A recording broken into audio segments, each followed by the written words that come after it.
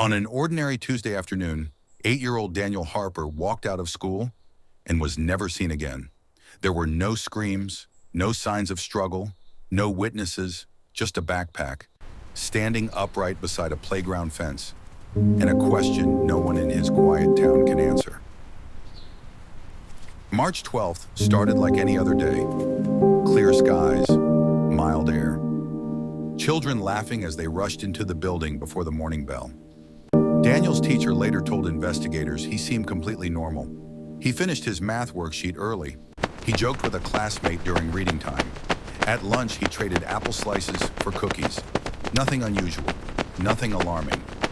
At exactly 3:14 p.m., the dismissal bell rang. Students poured out of classrooms, backpacks zipped, shoes squeaking against polished floors. Parents waiting outside their cars. Security footage shows Daniel walking toward the front gate. He's wearing a red hoodie, his blue backpack slung over one shoulder. He pauses briefly, as if looking at something off camera. Then he keeps walking. That is the last confirmed sighting of him. At 4:05 p.m., Daniel's mother arrived at the school. He wasn't there. Teachers assumed he had already left with a family member, maybe an aunt, maybe a neighbor, but no one had signed him out.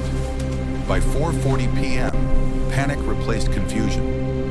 Staff searched the bathrooms, the nurse's office, the playground. That's when the janitor found it. Daniel's backpack, placed neatly beside the playground fence. It wasn't thrown, it wasn't damaged, it looked intentional. Inside were his homework folder, his lunchbox, and a small folded note. 3 words written in a child's handwriting: "Don't forget 4 p.m." No one knew what it meant. Daniel had no scheduled appointments, no after-school activities. 4 p.m. came and went. Daniel did not. Police immediately reviewed the school's surveillance footage. One camera covering the parking lot had been under maintenance for 2 days.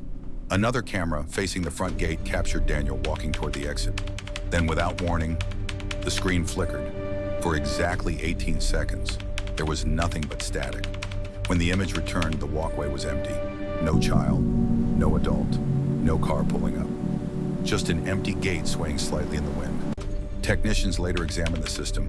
They found no signs of hacking, no damaged wires, no software errors. The glitch had never happened before, and it has never happened since. 2 days into the investigation, detectives spoke with Daniel's closest friend. The boy hesitated at first. Then he mentioned something strange. Daniel had talked about a man with a blue car. According to him, the man had been parked across the street from the school several afternoons that week, watching, waiting. But when police reviewed nearby traffic cameras, there was no blue car. Not that day, not the week before. No parents reported anything unusual. It was as if the car existed only in Daniel's imagination, or only in someone else's blind spot. Search teams expanded their efforts. Dogs picked up Daniel's scent near the playground fence. The trail crossed the street, cut through a patch of woods, and stopped near an abandoned shed. Inside, investigators found nothing. No fingerprints, no footprints, no fibers, no signs of struggle. The scent simply ended, as if Daniel had stepped into the shed and vanished. Days turned into weeks, weeks into months. There were no ransom calls, no confirmed sightings, no demands. The town changed. Parents began walking their children to school again. Some families installed security cameras. Others moved away entirely. The playground where Daniel's backpack was found now sits mostly empty in the afternoons. The swings move sometimes, but only when the wind pushes them. 6 months have passed. The backpack remains in an evidence locker.